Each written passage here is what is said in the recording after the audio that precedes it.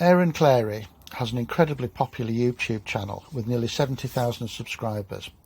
So that's about 70,000 more than me then. He's also a prolific writer of books. His latest masterpiece, which has only just come out, is called The Book of Numbers.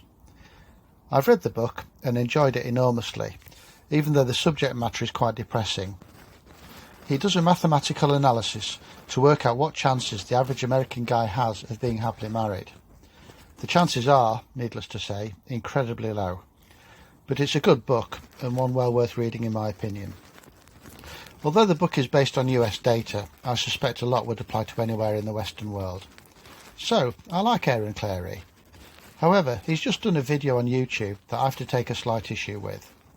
I've put a link to the video below in the description. Aaron responded to a woman who was in good physical shape, and she was wondering why so many American men are fat. The general thrust of Aaron's reply was that men, like women, are lazy, and that staying in good shape can be hard work. I wouldn't disagree with any of that.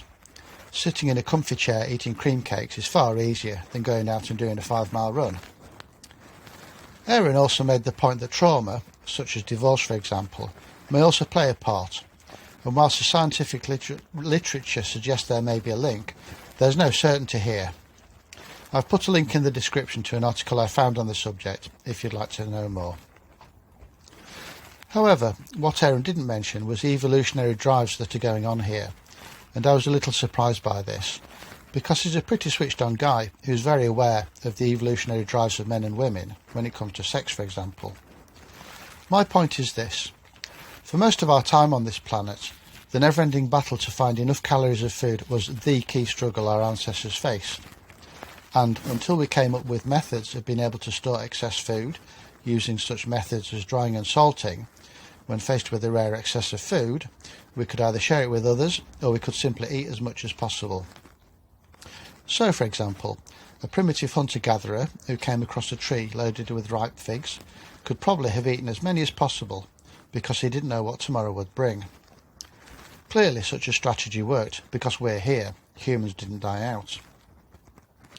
The problem now is that our circumstances have changed, so that in the developed world we have easy access to food that's remarkably cheap, and in many cases food that's loaded with excess sugar and fat, the kind of food that we are hardwired to want. So now, because our circumstances have changed, the evolutionary drives that kept us alive are now working against us when it comes to our instinct to eat too much. Now obviously we can't rewire ourselves, but if we do understand what our wiring makes us desire, then we may be more able to ignore those urges. Mr. Clarey also suggested that perhaps men, or many men, have simply given up on looking after themselves. After all, what's the point trying to stay in shape and look good if there are no longer decent women around to stay in shape for? It's a fair point, and I can certainly understand the logic. But here's a better idea. Why not stay in shape for us? Why not stay in shape so that we'll have a better chance of living longer and in better health so we can stay active as long as possible? Don't we deserve that? Thanks for listening. My name is Mark and I'm a life coach for men.